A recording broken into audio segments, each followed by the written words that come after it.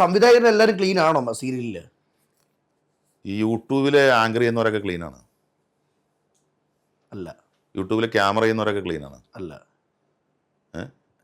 അല്ല, തീർച്ചയായിട്ടും അല്ല. എല്ലാ മേഖലയിലും ഉണ്ട് ഈ ക്ലീനും ക്ലീൻ അല്ലാത്തവരും. ഉദ്ദേശം ഞരമ്പല്ലേ? അതെ. ഞരമ്പില്ലാത്ത എവിടെയാ ഉള്ളത്? നിങ്ങളൊരു ബസ്സിൽ കയറി നോക്ക്, എന്തോരം ഞരമ്പുകള്. അല്ല മനോജ് ചേട്ടാ, അപ്പോഴും സീരിയലിൽ വെറുതെ ഒന്ന് സീരിയലിലേക്ക് ഒന്നും പോണ്ട, ബസ്സിൽ കയറിയാൽ മതി. ബസ്സിൽ കയറാം, അത് നമുക്കിത് കഴിഞ്ഞ് കയറാം. ഈ സീരിയലിനെ എടുത്ത് നോക്കുമ്പം എല്ലാ സംവിധായകരും ഞാൻ പറയുന്നില്ല, ചില സംവിധായകര് താല്പര്യമില്ലെന്ന് പറഞ്ഞിട്ടും ഒരു വ്യക്തി ടോർച്ചർ ചെയ്യുന്നതിനോട് യോജിക്കുന്നുണ്ടോ? ഞാൻ ഇങ്ങനെ പറയുമ്പോൾ സീരിയലിനെ വെളുപ്പിക്കാൻ വന്ന ഒരുത്തൻ എന്നുള്ള രീതിയിലായിരിക്കും ആളുകൾ ചിന്തിക്കുക. ഒരിക്കലും 100% ഞാൻ നിങ്ങളോട് പറയുന്നു പ്രിയപ്പെട്ട പ്രേക്ഷകരെ, ഗോഡ് പ്രോമിസ്, മലയാള സീരിയൽ രംഗത്ത് ഒരു പെൺകുട്ടിയെ സംബന്ധിച്ച് യാതൊരു ടെൻഷൻ്റെ ആവശ്യമില്ല.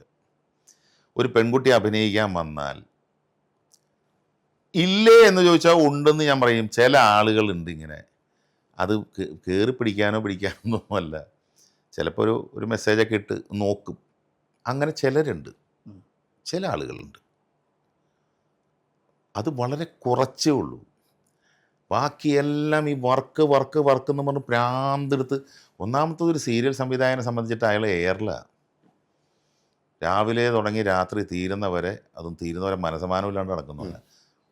പിന്നെ എല്ലാവരും അവനവൻ്റെ വീട്ടിലേക്കാണ് പോകുന്നത്. ഒരാൾക്കും ഒരു ഡിസ്റ്റർബൻസും ഇല്ല. പിന്നെ ഒളിച്ചോടി പോകുന്നവരൊക്കെ ഉണ്ട് പ്രേമിച്ച്.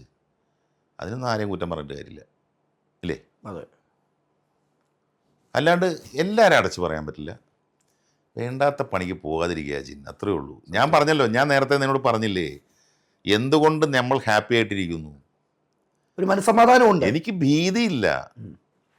ഞാൻ അവളെങ്ങാനും എനിക്ക് പണി തരുമോ, ആ അങ്ങനെയൊക്കെ ചിന്തിച്ച് കഴിഞ്ഞാൽ എൻ്റെ പോയില്ലേ മുഴുവൻ സ്വസ്ഥത. എനിക്കൊരു പേടിയില്ല.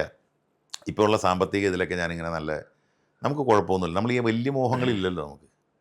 അപ്പോൾ ദൈവം നമുക്ക് ഇനിയും തരും, നല്ലത് തരും. ഇപ്പം എൻ്റെ ഒരു സീരിയൽ തീർന്നാലും ഞാൻ വിഷമിക്കില്ല. സീരിയൽ തീർന്ന് ഇനി എന്ത് ചെയ്യും?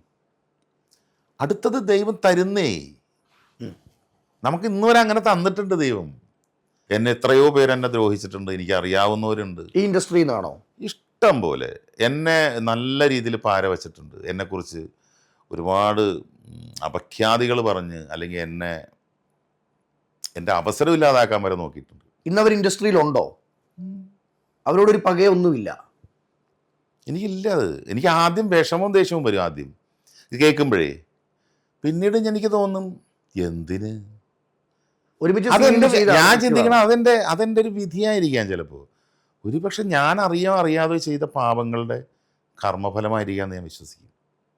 എനിക്കാകെ ഇനി എൻ്റെ ജീവിതത്തിൽ ഒരു ആഗ്രഹം എന്ന് പറഞ്ഞാൽ, എനിക്ക് മരിക്കുന്നതിന് മുമ്പ് സിനിമയിൽ മനോജ് എന്ന് പറയുന്ന ഒരു നടൻ എഴുതി വച്ച ഒരു 2 കഥാപാത്രമെങ്കിലും, എന്ന് വെച്ചാൽ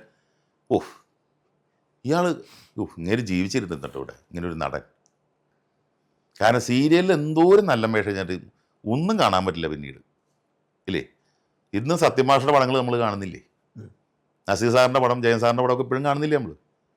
ഇന്നും ഇപ്പോഴത്തെ കുട്ടികൾക്ക് അറിയാലോ സത്യൻ, നസീർ, ജയൻ എന്ന് പറഞ്ഞാൽ.